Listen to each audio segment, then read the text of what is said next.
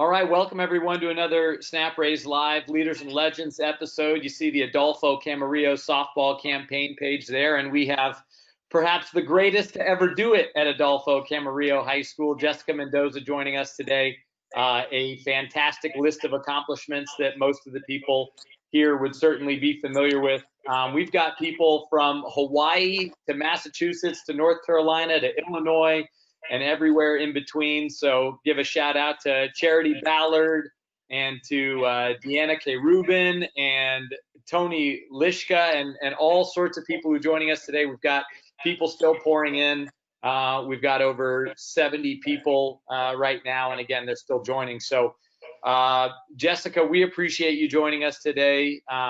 We know that you are a softball legend, enthused about growing the game, as are we. And so just a little bit more about Snap Raise. We raise money for teams, groups, and clubs to help them create the best experience possible for their teams, because we want the coaches coaching and the players playing and not wasting time fundraising. So we appreciate you joining us today. Welcome. Great morning.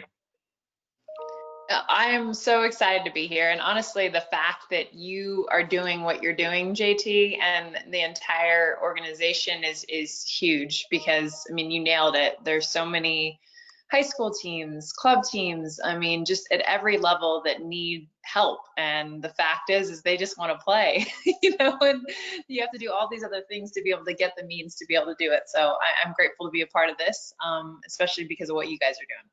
For sure, and you mentioned a good point. They just want to play, and so we're doing as much as we can through webinars like this, where coaches and players can get information. We've got at-home workout resources that we're giving to teams, groups, and clubs to just try and have them ready, whether it's this summer for club sports or whether it's travel ball in the fall or winter or the seasons in the spring. We want them to be able to play, and so. I guess we'll start with, you've been covering the minor league baseball. They haven't been able to get their season going, obviously, like many other sports. What discoveries did you find in talking with them and your conversations with people at the professional level about, what they're going through? What are their emotions like? I think like all of us, the uncertainty, but a lot of times when we think about Major League Baseball, we're thinking about the biggest names, right? The Aaron Judges, the Jose Altuves, and all the people that play, and what are they doing and how they handling this. But it trickles down to all the employees and the minor league players, which so many of them don't have contracts. They have no guaranteed money until they get selected to the team, which really comes out of camp, comes out of spring training, which, as we all know, got halted, and for them to have no idea, and my curiosity lied even more within the players from abroad. So there's players from Venezuela that can't even go back to their home country right now, and they're stuck here, and they might not be getting paid or housing or training, and there's just so much of that uncertainty, but their lives, because these aren't major league players that have contracts for millions of dollars. These are players that literally are living off of their per diem right now, which, as you know, is meal money, and just trying to survive, and they don't even have a chance to be able to get on an airplane and go home. Yeah, I mean, that's unimaginable, right? And so it puts into perspective what everyone else is doing and what they're experiencing, what they're going through, and how challenging it would be to be continents away or countries away and not be able to be with the people you love. So we want people to be able to ask questions and to engage with you. So if anybody has questions for Jessica, you can put them through the GoToWebinar side panel. But I'm going to start by dialing it back myself, because I love to hear about your dad videotaping you early on in your youth and breaking down, your first coach. And so, people, want to aspire to play professionally, and they want to be the best that they can possibly be. And so maybe you can rewind for me and explain what your dad's role was like and how awesome it was with those early cameras and recording your swing and breaking it down and always finding ways to get better that way. Well, it's having a coach for a father, and the understanding, and it's actually kind of cool, because you think about the technology and a lot of things that we have now, right? That we're able to do with, Edgerton cameras and Rapsodos, and within the sport of baseball alone, just the technology and how much it's grown. And for me, this was like early technology. I know that sounds crazy, but like to have you know, your batting practice on film and then to be able to go home and put it on the big screen, rewind, slow-mo, like break it down, like draw stuff. I mean, that was having a football and baseball coach as a father. That's what we did. And it was something that I think has allowed me to be a better TV analyst in baseball now, because I see things as ways to break it down and to rewind. And when you get replays, you know, for an ESPN game, you know, I felt like that's the way my brain always thought of how to break down a swing, was to actually go back and watch and see where your hands are, see where your lower half is, you know, all those things, because my dad was doing it with my sister and I at like a super young age. And it's all we knew. We thought that's what everyone did. Well, and so early on in your career, you played basketball as well. You were an outstanding basketball player. I saw team MVP, a 4-time All-American, 3-time Stanford, you know, female athlete of the year. You've done all of these things and these great accomplishments, but what was that balance like for you in high school when you wanted to be social, you wanted to be great at softball, you wanted to compete in other sports? How did you manage that calendar?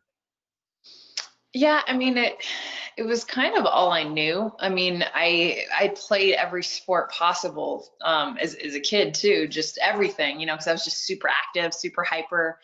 But yeah, I think the social piece got more profound, I would say, you know, in high school, when you realize how important things like homecoming and being able to go out with your friends and hang out and have that social piece, especially with non-athlete friends. I mean, that was always, you know, my thing is like, it was one thing, all your friends that you play with and everyone understood, you know, what your life was.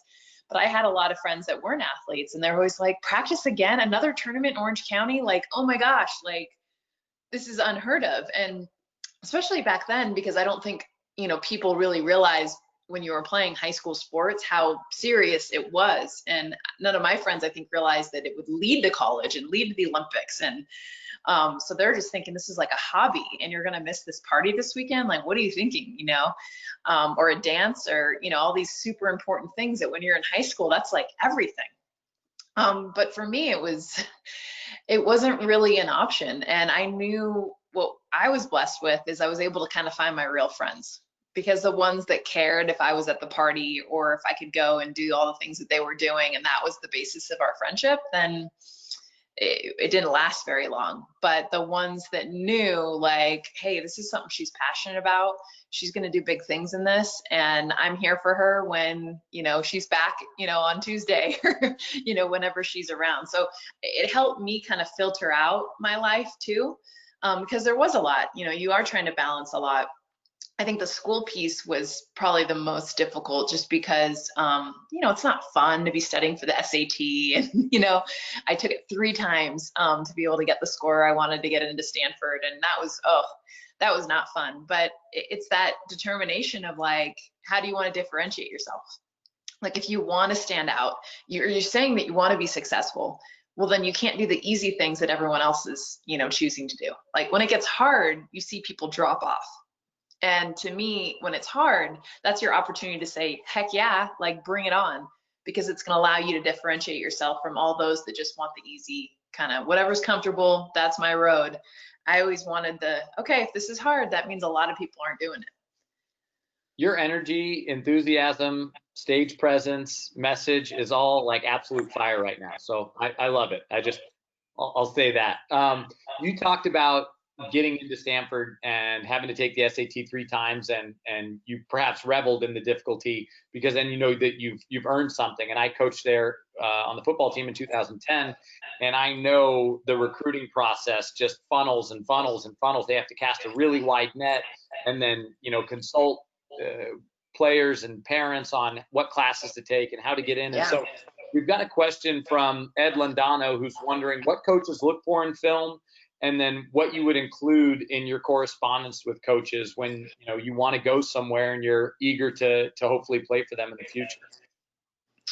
I mean, I think coaches are looking for, first of all, like certain metrics, and it depends on the sport. So you're looking for your physical metrics that can kind of meet, like, you know, what are your times, you know, and again, this is depending on the sport. So there's going to be all of that. And one of the things I know, talking with so many of my friends that are coaches, is that they don't want the flashy, like, here's the 30-minute like highlight reel of like all the things, and it's like fully like choreographed, and they laugh so much at the money that's put into some of these like recruiting films. And even though it can be entertaining, they're really just looking for 5 minutes of like, let me see you move. Let me see how you are on a backhand. Let me see a hit. Let me see, all these things, and really understand the body of work that you are. And then, of course, it's the grades. I mean, those are numbers and metrics that are very easy to put, boom, right out there. And I always tell, athletes that, yeah, I get it. Like, no one loves doing schoolwork. No one gets super pumped about, I can't wait for this test. But if you want to have a plethora of colleges to be able to look at and put on your, this is what I'm interested in, just get the best grades that you can possibly get, because that's going to allow so many more doors to open. And to be honest, even the schools that can allow any student in, or most students in, it says a lot about you if you're not the 2.5 student that's just looking for C's. It says a lot about your work ethic if you're somebody, you don't have to be straight A's, but you might be somebody that's like, hey, you know what, I want to bust my everything to show that I can get there. So that's a lot of things I think that schools look for. And then obviously, what differentiates you, what makes you unique. If we're bringing you in, I know for Stanford, like, if we're bringing you in and it's a small percentage of students we're allowing in, how are you going to make your mark on this world? And I know that's like a huge question to ask a 17-year-old, an 18-year-old. But to me, it's really recognizing in yourself, not so much how do I fit in and do what everyone else is doing, but how do I differentiate myself? What are the things I'm doing in my community to help others? What are things that I'm, able to find out about myself that I can go and use those talents in places that others can't? I mean, those are the things that I think really, really stand out. Yeah, that's remarkable. Got Kelsey Lloyd wondering at what age you started playing softball. She said she started at age 5. I know that for t-ball and baseball, that's about when I started. When did you start? And then I guess, when did you know that you were really in love with the sport, I guess? Yeah, I started playing baseball. I was the only girl on the boys team. Part of that was my dad was a college baseball coach, so I guess I started playing like when I was like 1 or 2, just being on this, out at the field in the dugout, all of that. But as far as I played pony baseball, I think I started not until I was, I think, around 7. And I know it's changed now, and I felt like 7 was young then, but now you'll see 4-year-olds and 5-year-olds out there playing, Kelsey, one of them. But I remember being about 7 years old and playing with the boys, and then switching over to softball probably when I was like 9 or 10. And I loved that I did play baseball, and then it wasn't really a hard transition into softball at all. But I really didn't get serious about the game until, that's actually a good question. I started playing club when I was 11. And that kind of bumps it up a notch of like, oh, we're now playing more year round. But I would say I really recognized that this was something I wanted to do. Probably in high school, I remember being on a team that I wasn't happy with. The players were just like really mean. They were all a lot older than me. And I ended up, it was the first time in my life that I didn't want to play. And I told my parents I didn't want to play anymore. And what they did is they actually switched teams, and it made me realize why I played. And I play because I love the game, but I also play because of the girls you're on the field with. And that's the beauty of a team sport. If you're sharing the field with women and girls at the time that, are just like straight up, B words and like aren't nice and, aren't into like just like the high fives and the like, I got you, and the understanding that it is a team, then it kind of ruins the entire experience. So I think I realized at that moment that why I loved the game, beyond just the fundamentals, was also the camaraderie. And like, you're going on these road trips and bus trips and you're spending all this time, like, we should be able to get along with each other and have, some shared interests. A lot of people like to focus and specialize on one sport. Did you play basketball because you loved the team and the girls and the fun and the camaraderie of it all? I love basketball, but I also love the contact. I mean, that was one thing that you don't get in softball, that I think having a football coach also as a dad, that I was a power forward and I liked getting under the basket and throwing elbows and like going up for a rebound and just having that, like, there's something about basketball that, I don't know, it's a completely different field than softball. Softball to me, that's such a mental challenge because you have a lot of time, between at bats and between pitches to really think and evaluate. Basketball's reactionary and it's gritty and it's like, let's get the ball and I'm going to dive on the ground to get it. I'm going to protect it. I'm going to go up for a rebound and I don't care who I'm knocking down. Like, there was such a different part of me that came out when I played basketball, and I love that. That's fine. Charlie Huggins asks, would you have been willing to play at a D2 or D3, or maybe even at a community college, I guess, as a stepping stone to Stanford if you weren't accepted right away? Or, what was your plan, I guess, if you didn't get the SAT score that you were looking for? I was going to play D1 only because I had other offers to other schools and I wanted to play. It came down to UCLA, Arizona, and Stanford. And if I didn't get into Stanford, I would have gone to UCLA or Arizona. I mean, yeah, hindsight, just because the experience that Stanford gave me and the degree itself, like maybe they would have been smart to go to a community college to get that opportunity to go to Stanford. But I wanted to play and I wanted to be at a 4-year school immediately, and have that transition from my senior year to, okay, like a big time softball school. And even though Stanford wasn't a big time Stanford school or softball school, I knew that if I didn't get in there, I wanted then to go to a UCLA or Arizona, which at the time they were like #1 and #2 in the country in softball, and be able to really, for us, that's like our pro league. That's our Olympics at the time. Like, it was being able to play college sports. So yeah, I would have still gone to a D1. Got a question from Gary Miller, a little bit more tactical. He's wondering how you go about hitting the ball to the opposite field. He coaches high school and he thinks it's one of the toughest things to get across the young hitters. So I don't know if that's approach to the plate, letting the ball travel in. What are your thoughts in general there? Yeah, I mean, I think it's a necessity, and we were actually just talking about this. We were on a podcast this week with Stacey Newman, was one of our guests, who was the all-time record holder for home runs in the NCAA forever, for 13 years, until Lauren Chamberlain broke it. And she was saying that something she prided herself in as a home run hitter, as a slugger, she had 90 home runs in her 4 years, was that she could go opposite field. And she brought up, she's like, everyone has that pull power. That's like the innate natural part of where you get your power, is being able to pull the ball. And you see even like my own kids, like when they're young and you're teaching them, they just want to pull, right? It's natural. Being able to go opposite field, I know for me, completely opened up my game, because it allows you to understand, with different pitchers, weaknesses, what you can and can't do. I think contact point is one, but I also think that, like, even that's changing. Like, your idea of always having to hit an outside pitch deep, for some hitters, depending on their body type, that's what the understanding is now. Is, I know for me, once I understood that I could actually hit an outside pitch a little bit more out front and not wait for it to get to almost my back leg, because that's where I was weak. I was weak more deep.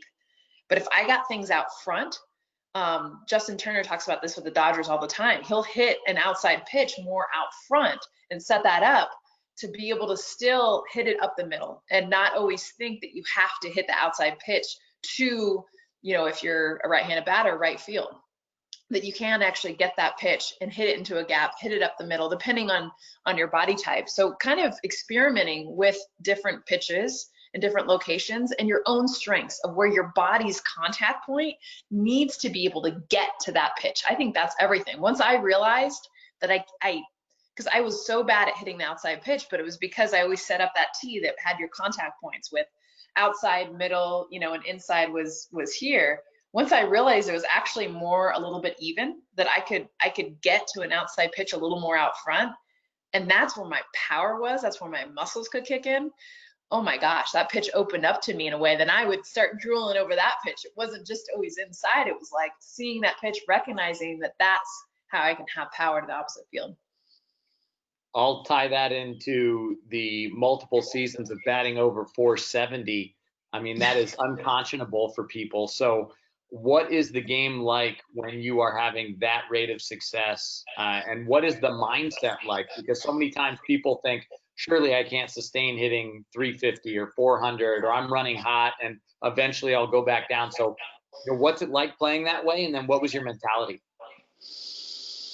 I mean, I had the mentality of bat 1,000. Like, I mean, and Yes. that's not always a good thing either, because you need to understand failure and Yeah. sit with failure and learn from failure. And I think at that time in college, I wasn't great at that. If I failed, I was pissed. I was mad. I wanted a hit every single at bat. And I think that, to me, it doesn't allow you to actually advance. When you can really look at your outs, your strikeouts, your, whatever, pop flies, and evaluate it and see it as like, oh, okay, I get that now. I'm going to improve on that. For me, it was every at bat I had to get on base. Now, part of that too was opening up my game. So not just being a number 3 hitter and power, but going to the drag bunt, being able to recognize defense and see where hit opportunities were, because it's not always just how hard you can hit it. I mean, that's fun. We all love to do that. But you get great pitching, and it's more of like, where are the hits?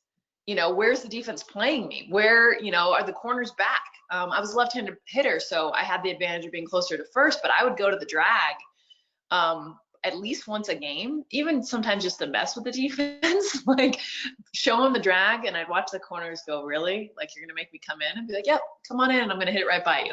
Like, just understanding all the things about the game beyond just, I'm trying to hit the ball as hard as I can. If you're thinking that way every single time, then I don't think, if you're trying to hit for average, that you're going to have much success every time, because there's going to be pitchers that are going to flat out dominate you. How do you hit those pitchers if you're just trying to swing for the fences?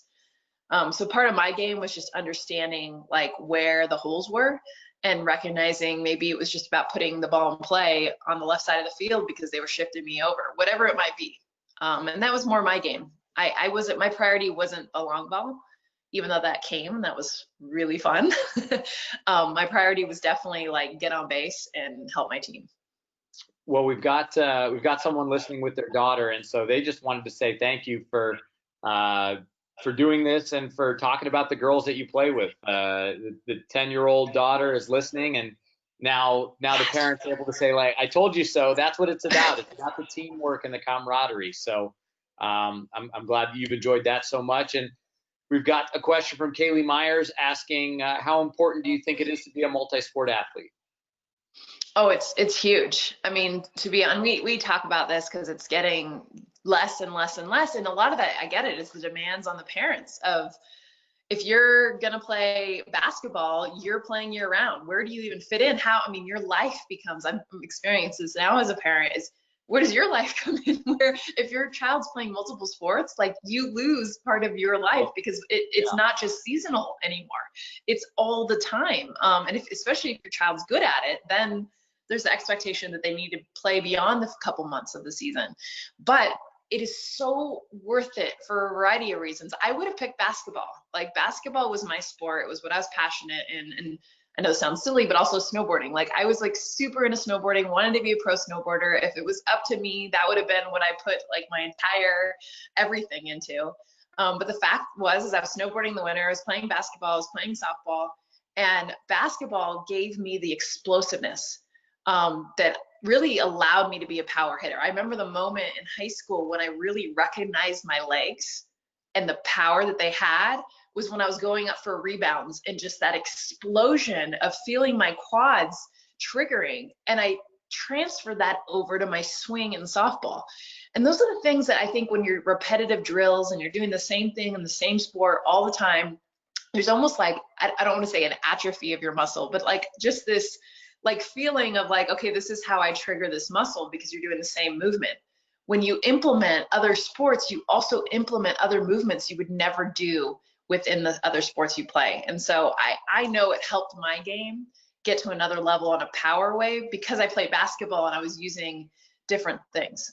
Plus just the mentality of like, my life isn't revolved around just this one game, but understanding the things and the life lessons that you learn, and the humility. I mean, I wasn't as good of a basketball player as I was in softball. And so understanding what it was like to be benched, understanding what it was like to take a back seat, to watch, to learn from others instead of always being the star. I think that was huge for me to be able to understand that, like, okay, like this is me and where I'm at in my game, and learning how to be a better teammate when it's not me scoring all the points. It's me supporting my teammates and just being there for them. So, being a great teammate is vital for success, obviously, and in the achievement of the Olympic gold medal. We're going to be talking with an Olympic medalist, Meb Keflezighi, later on today from marathoning lore. But, what was it like to win an Olympic gold medal alongside, some of the best to ever play the sport? I mean, there's nothing like it. In fact, I'm going to show you, I'm in my office and my husband just had this put up, which was from Athens when we won gold. Yeah. Yeah. Which like is so cool because I'm sitting in here now and I'm like looking around. This is my Olympic jersey from '04, signed by the team. That was us on the cover of Sports Illustrated. Because we were awesome. we just killed everybody. It was such an awesome experience. Yeah. I think we outscored our opponent. It was like 37-1. Yeah, those are my batting gloves. And then when we won gold, because it was in Athens, the first time the Olympic Games went back to the original location, they put the olive branch on our head, which was really, really cool. But yeah, I mean, I know it's cliche, but I think when you have a passion for the sport you play, which I'm guessing now you can tell I'm pretty passionate about the sport that I play, the time that you put into it, but then you go ahead and add, like now it's USA across your chest, and you get to the Olympics and you really, for me, realize what that means. You're living with 10,000 athletes from all over the world. There's more countries represented in the Olympic Games than there are the United Nations. So the ability to be able to be around, live with, eat with athletes from all over the world, I really got an appreciation for what it means to wear USA, to grow up in this country, to have opportunities as a female, to play the sports that we play, to play them in college, to get an education, and then ultimately have the support of our country to like put up on a pedestal our female athletes of like, yes, we support this. I mean, I know we're not where even we want to be, but even as USA, like it was such a prideful feeling to be like, wow, like now the national anthem's being played. So it's the gold medal and you're winning, right? Which is obviously we play to win, like all of that. But then you hear the national anthem and you really understand what it means to represent the country that you're from and that pride. It was awesome. So there's a lot there. So I'm going to build on that question. So what would it have been like for you to have to wait another year to go to the Olympics? And then you talked about softball not being there yet. Do you see a time where MLB supports softball, maybe the way that the NBA supports WNBA, or some of these other professional leagues are coming along and growing and building the game? So Olympics and then growth of softball in general. Yeah, I mean, I think the Olympic question is twofold. I think in the beginning, as this pandemic comes along, it's like you start to see the writing on the wall. And of course, like the anticipation of knowing in just a few months you would be competing in the Olympic Games, your dream of all dreams, your biggest goal. That is heartbreaking to even postpone that.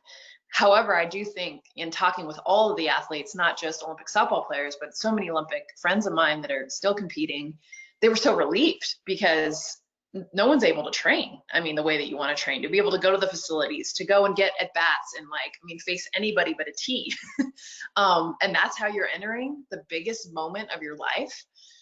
Think about swimmers, track and field, all of those athletes not being able to do any of the preparation they're normally used to, unless you have an Olympic-sized pool in your backyard. I mean, none of that was able to happen these last couple months, plus even now. So I think there was a relief that it has been postponed, just so athletes can be at their best. And unfortunately, no one is able to be at their best, right now with the situation that we have. And as far as women's professional softball, that's the dream. I think ideally to have the support from Major League Baseball, to have like a WMLB or some version of that would be amazing, because we need to get to another level of support. I actually just joined a board with Athletes Unlimited. Just got announced this week. You guys can Google it, but it's a pro league that is actually in addition to the already existing pro leagues that's actually going to pay these athletes. They're starting with softball and women's indoor volleyball. And they're going to pay these athletes just 6 weeks, and they're using more of like a video game approach, like kind of meets fantasy sports. So you can watch the players playing, but you'll see almost like in a video game, all of the numbers, like all of the stats and like different colors, and just even within that at bat, how they go up or down and change. And you can, not bet money, but bet like, okay, this person's going to win. And they're almost like someone you're playing with. And I think having a unique way of covering women's sports to get people excited about it. Because I know when I do women's college softball, the Women's College World Series, like everyone, like we get such great ratings. Everyone loves it. It's just taking that into the professional realm of being able to watch these women play. I got wrapped up in the Women's College World Series with I think Deja Bush for Florida State. I worked with her dad, Devin, and then her brother Devin Bush is a first-round draft pick for the Steelers. So I was caught up in that hysteria myself. So Michael Smith is wondering how we can get more players and young women watching the sport on TV and in person. He feels that a lot of people play it, but they're not students of the game that truly develop that softball IQ. So it's a convoluted question. There's a lot in there, but I guess, what do you think? How can we get more people brighter and watching the game and truly involved and invested in their own development? I think, being able to reach the different age groups. I mean, that's kind of what I was talking about with this, like even video game approach. Like I have 2 kids, and I mean, I work Major League Baseball games. I cannot get them to sit through a Major League Baseball game, even when I'm there, get them great seats, access to the athletes. Like it's just different, and I think different people consume sports different now, and especially younger. And it doesn't mean like across the board everyone's the same. I'm sure there's young kids that can go to a game and are super dialed in all 3 hours and they love it. But I do feel like the majority is more digital, and they want to be stimulated in a different way than just sitting there and taking in the tradition of a game. I mean, that's my style. So I think how we need to think outside the box and how we approach these athletes, female, male, doesn't matter, to get them interested. Because I agree, like I learned so much by just watching the sports on television, just watching women play, but honestly, unfortunately, then a lot of men, like watching Major League Baseball, watching the Dodgers when I was a kid, and emulating a lot of my game after Brett Butler, who I would watch at bat after at bat, watch his tendencies. And kids just don't do that as much anymore. So I think that's our job. I'm in the entertainment industry, working for ESPN, is I'm constantly thinking, how do we reach those that aren't watching us? Because our average age is 55 years old and over. And I think that's great. And I think we're going to keep them. But how do we then get those that are under 20, under 30? How do we get minorities? How do we get more women? And I think by doing that, we need to figure out what are they interested in when they're watching sports? What are the things that they look for? And I don't think it's the traditional stuff. So we have to start thinking outside the box. And this is the year to do it. I mean, we're going to have shortened seasons, if any at all. So try new stuff. Try stuff we've never tried before. Yeah, and I think it's awesome that, you're on the board of Athletes Unlimited trying to find a solution to a problem that everyone knows exists, that you acknowledge. So we've got a variety of questions, so I'm going to keep bouncing around. Somebody's asking how high school coaches can help their players get recruited. Brian Cromer's asking that. How do high school coaches help their players get recruited? I guess, what do you think the best thing that high school coaches can do to really advocate and help their players, play at the next level? I think finding out, to me, with the individual athlete, is having them make a list of schools that's more than like 4. So I always think like start with like 15. And when I say this is like, this is getting their mind to understand past the like, okay, Florida State, I just saw them on TV, boom, they're going to list all the big name schools. Alabama, they were just competing in football. Great. Love to go there. Whatever their reasons are, they're going to list all these bigger name schools, and then they're going to get past 5 and 6 and run out of names. And I think when you can get them to look local, to look at, D2, D3, NAIA, just all of it. And this is a list. This doesn't mean this is where you're going, but then find out, okay, as a high school coach that's trying to help them, do they have camps that they can go to and get in front of the coaches? Can they go to the campus if it's local? Just being able to get them to think outside of their small bubble. Because I know every high school coach knows this more than me, is that athletes at that age are just, it's all about their world. It's about the 5 people that they're around, and whatever's going on today, that it's hard to think past even tomorrow. So really getting them to understand, what are you looking for in a school, and not just not just your mom and dad, because I think there's usually a huge difference there. Is the parents want the kid to do all of these things. What does the kid really want? Because when it comes to recruiting, even though the parents might force them to do all these different things and they might get grades because of this and that, what does the kid really want? Because I see more kids drop out and stop playing or not want to go to college because they've been forced to be something they're not. So my answer to you, even though you probably were looking for like, do XXXO to be able to get your kids seen, to me, it's really understanding, your players, the individual, and what they really need. Because I feel like it's so parent driven now that, and I'm a parent of 2 young boys, so I get it. I'm constantly on them about, what they need to be doing. But the problem is when they actually get in front of the coaches or get in front of what they need to do, and they're not prepared at all, or honestly interested in doing it. So that would probably be my biggest advice. So this is, I know you won't be able to have a full understanding, but this is Camila Andrade. She's a 14-year-old freshman, and she just wants to know what advice you would give to herself. She's a freshman softball player. I guess you kind of got to cast a wide net here, but maybe think back to when you were 14. Like, if you think back, what advice are you giving to your 14-year-old self? To stand out. I mean, my biggest thing, and when I say that, it's finding what makes you unique. I think at 14, I mean, literally you were at the age, for me anyway, that like everything changed.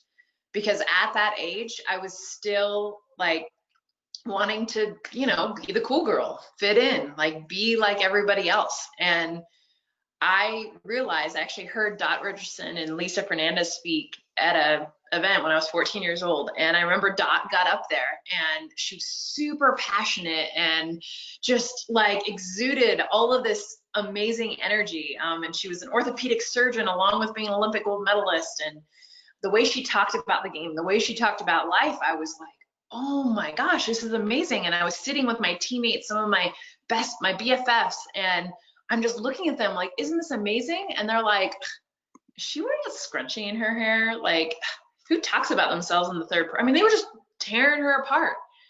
And I realized in that moment that I was different. And that for once, different was awesome. Like, different was what I was seeing on stage. Like, Dot Richardson was different. She was on her own little thing, and look at her accomplishments. Standing out means differentiating yourself from those around you. And I think a lot of times we think of it as stand out, like, because I'm just, look at me, I'm amazing. It's not that. It's you choosing to find what it is about yourself that's different from everyone else and owning that. And I'm telling you, it'll change your world, and it might change your friends. It might change, some of the decisions you make, because now you're making them for what makes you uniquely you versus what fits into society or what's cool to do. And that's a game changer.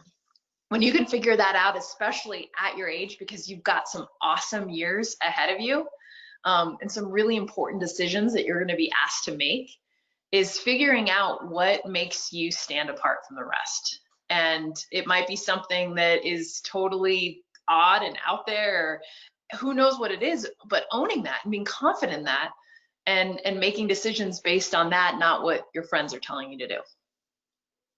So along those lines, Kyle Shawhan from Michigan is wondering how you set goals for yourself, what your future aspirations are, and then how you hold yourself accountable to those and create action items to move towards what it is that you want for yourself in life. I think, for me, I set goals that are, I guess there's some that are definitely bigger, but there's also some that are like the day-to-day, because I feel like that's when things really happen. It's easy to say, I want to be an astronaut, or I want to go to college and I'm 10, like, I think that's important. The goals that matter to me the most is, what are you doing today? Like, what is your goal literally when you wake up in the morning to the time you got to go to dinner and days over, all of that. What are you going to accomplish today to meet the bigger goals? So I think it's important to really have a balance of both. And to me, the real magic is in the smaller, more immediate acts, because goals are huge, and they're fun, right?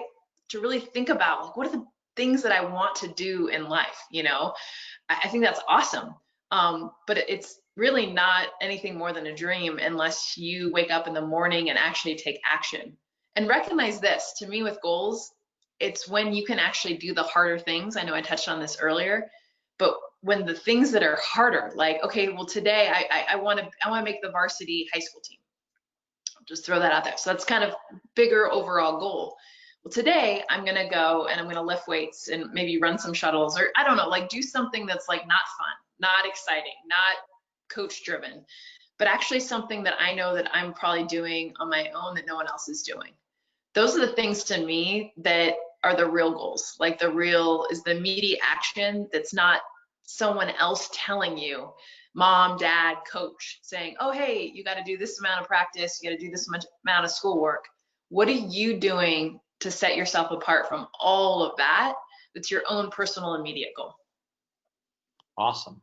Brandon Moreno in the Bay Area in California is wondering what your game day ritual was and if you had any superstitions. Oh my gosh, I feel like superstitions are such coincided with like softball and baseball, especially because it's like the mental part. I went 4 for 4. What did I eat? What did I do? Like I need to repeat all of that. I remember I wore braids. Like I always had 2 braids in my hair forever, probably like 6-7 years, because I was like, that was part of like the ritual. And like, and I know it's like female thing, like bonding, we braid each other's hair, but it became like, if I got hits, like I wouldn't wash my hair. Like I was like keeping these braids, like I'm showing up tomorrow's game, same braids. And it was the braids. Nothing to do with like hand-eye coordination. So crazy things like that. And then as I got older, I realized I needed to ditch some of the superstitions, just because it became like where it was like, oh no, I don't have my lucky sock. I forgot it. Like, great. Like, coach, don't put me in the lineup. Like, I can't hit today. Like, I don't have my lucky sock. Like, so just an understanding of like the fun superstition stuff. And knowing that there is some fun and also like feeling confident if you have it. Like, I got my bat. I always had like bat rituals. I wouldn't let anyone else touch my bat. I had like me and my bat were like one. I would like get the bat out. I would look at it. I would talk to it. I would come up to bat and I would just like kind of like hold it, just like, we got this. Like, we're doing this together. And there was some part of me that I felt like I'm with you till the end, like literally until that bat broke. And it would give me hits because like I literally would be in the batter's box and be like, my bat's got me. Like, we're good. That's fun. Got a comment from Michael Smith saying that he just appreciates the job that you and Michelle Smith do at play-by-play, because you point out what went wrong, how to correct it, and you're not afraid to offer kind of correct criticism. I think that that's probably what the best people do. So many times in a 2-person booth, there's play-by-play says what happened, color says why it happened, and then maybe there's a disconnect there. But you guys really do a great job and a deep dive, and all of the 7-inning softball minds that you guys, I mean, you're all just so sharp together. So a major kudos and compliments to you. And I mean, did it just come natural, just your ability to evaluate what's going on and then to speak on it? Is that something that you have cultivated, that talent, and refined it, or what would you say? Oh yeah, I mean, you're always learning, and there's so many ways that I can be better, and I'm always listening and learning from others, big time. I think the coolest thing that I love about it is I think we all kind of do it, like, especially if you're someone that had awareness of your own abilities, like, so you're critiquing almost yourself on a constant basis. That was the first thing, because I didn't have a background in television or communication journalism. None of it was, I was so fearful that I would fail because I didn't have all this preparation of how to be a television commentator. And then I sat down for my first audition and I realized that I had been doing it really my whole entire life, like sitting on the couch with a friend and be like, did you see his back leg? And it's just stuff that you naturally notice. My biggest thing is just always trying to think of the audience. Like, and honestly, shining, like doing women's sports especially, is like giving them their love, right? Like creating superstars. Like it is so much fun at the Women's College World Series to like see these women's, like the female athletes that we talk about, like their popularity and notoriety just like elevate during the game. And the fact that we get to highlight these women, to me, I know, like when I played in the Women's College World Series, I'll never forget being on SportsCenter for this diving catch I made, and I would watch it and be like, it was like the coolest moment of my life to be recognized on television for an athletic ability. So I try to really, when we're doing the Women's College World Series, is make these women shine, or not make them shine, they are shining, but like really let people know why they're shining. Like she is awesome. And I do appreciate, because I do think women's sports arrive when we can also criticize, when we can say she should have ran that out, or you know what, she did not get around that ball and that's why it was an error and flipped right off her shoulder. For the longest time when I first started, it was all about, oh my gosh, isn't she great and she's wonderful, and oh, she made an error but it wasn't her fault, and it was like, aren't they cute, and nice. And to me, like real sports coverage is talking about all of it, like not just why they're great, but also when they mess up and the faults and the failures, and recognizing those too. I mean, that's when you're a true athlete, is when it encompasses all of it. Charity Ballard said that you're basically so much better than everyone else. You're a fantastic analyst, and it goes just way beyond just your job, that she loves you as a person. So there's love being spread abound by all of our guests, and we appreciate you for being here. We'll do just a couple more. Want to be respectful of your time. I talked to Shannon Koplitz, who played at Stanford, and she was so enthused that you were on and loves the Cardinal connection. And you mentioned Dot and Lisa earlier, but who else did you really look up to? And you mentioned Brett Butler. Like, who did you respect and admire, model your game after, or draw inspiration from as you were growing up? Gosh, I mean, there, it's funny, you mentioned 2 Olympic gold medalists, a Major League Baseball player. I also don't want to lose sight, and that the person I actually looked up to the most, and I think it's important for a lot of the young athletes watching, was actually the local shortstop on our high school team. Her name was Julie Borchard. She actually ended up playing at Wisconsin, but I think it was important to also have role models that were those that you could be around and touch and see. And I played with her younger sister, so she would come out sometimes and pick up her sister Jill from practice, and she would jump out and take balls, like just take ground balls at shortstop. And I just remember watching her in her work ethic, and her just like, hit me another one, and just work on her craft at shortstop. And that she was someone I idolized, and then I remember when she was going to go to college and play softball, it was the first time college had ever entered my mind. And it was a shift for me to get good grades, because I was like, oh, like we can play this in college. And if we like my parents have probably said that a million times, and parents that are watching, like, this, right? Like you're blue in the face saying the same thing. And then it takes one influence, one role model to say the same thing. And all of a sudden the lights go on for your kids. And that's what it was like for me. It was like, I should get good grades. And it was all because of a local role model, someone that wasn't a superstar and that was, untouchable. A lot of times when you're young, there's the Serena Williams and all these amazing women out there, but they're like way up here. Like there's no way I'm ever going to be there. What's someone that literally is just a few years ahead of me, showing me the path that I could actually go up and ask questions and know who her parents are and play with her sister. And it was huge what she did for me, because when I talked about big goals versus like the more immediate, she was my immediate.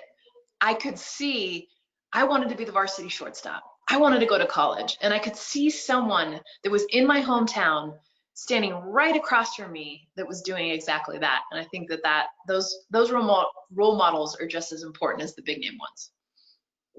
Yeah, completely.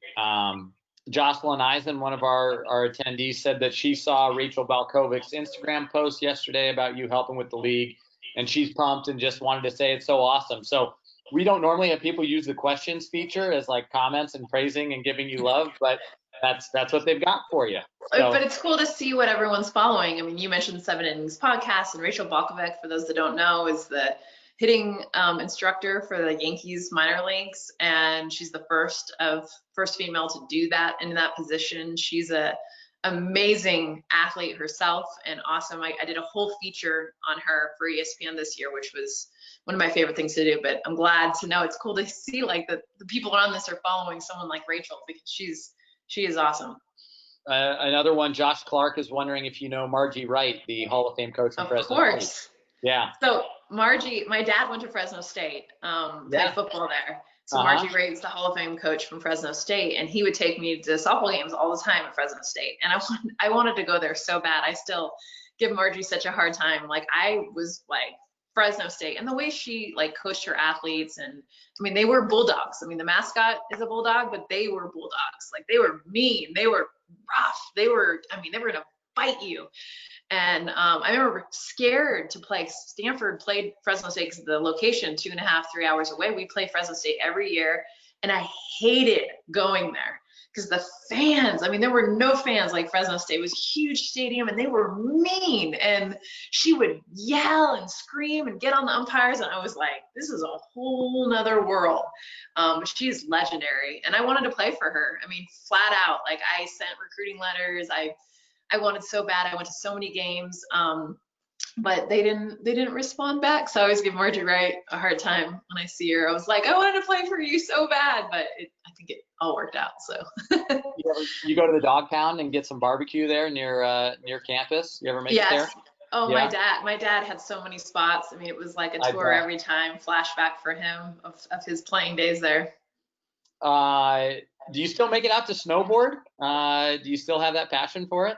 Yeah, so I moved to Bend, Oregon, and we're at the base of Mount Bachelor here, and I hadn't actually really boarded consistently in a long time, and my husband and I and kids got season passes, and literally I'd take the kids to school and go board probably like 3 days a week.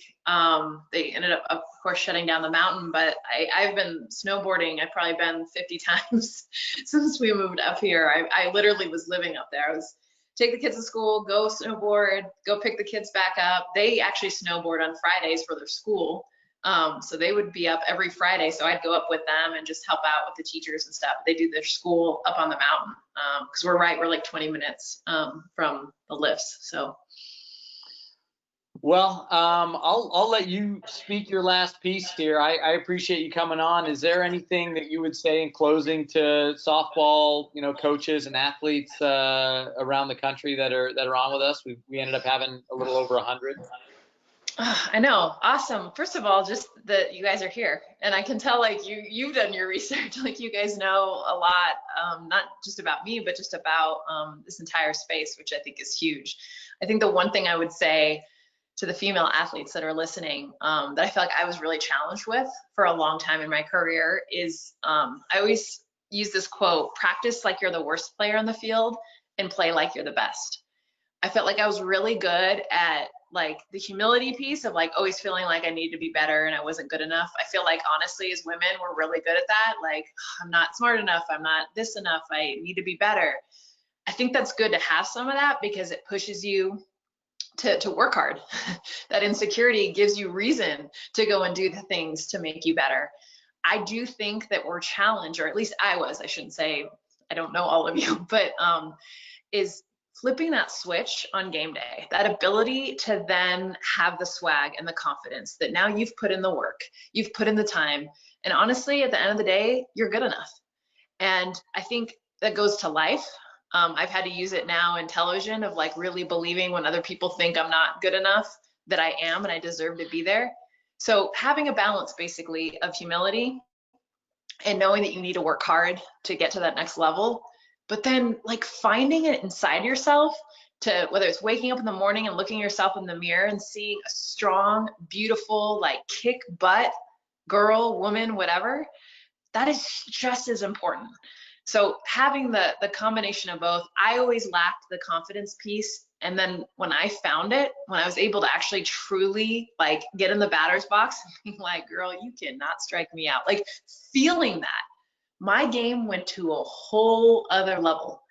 And then it took me a couple more years to transfer that to life, to be able to take on, you know, men that say that there's no way a woman should be in a Major League Baseball booth and shut up and go away, to be able to really feel, I deserve to be here. I'm good enough. So that's my biggest message, is to have the combination of the humility. I do feel like sometimes as women, we lack the real swag and confidence. All my guy friends are always like so good at it, like, oh, I can kick butt in this, I can do that, whatever. And then they're like, wait, what are we doing? Like, they don't even know. It's like they just have confidence. Sometimes I think we really need to work at it. And I think that's when you elevate to another level. You are a real one, Jessica. You are so real. You keep it 100, everything. So thank you so much for this. This was great. You were fantastic. Everybody loved it. Many, many thanks. Thank you, guys. I appreciate it. Good luck to you all. Please stay healthy and safe. And I hope I get to see you guys all again soon. Thank you, though. Take care.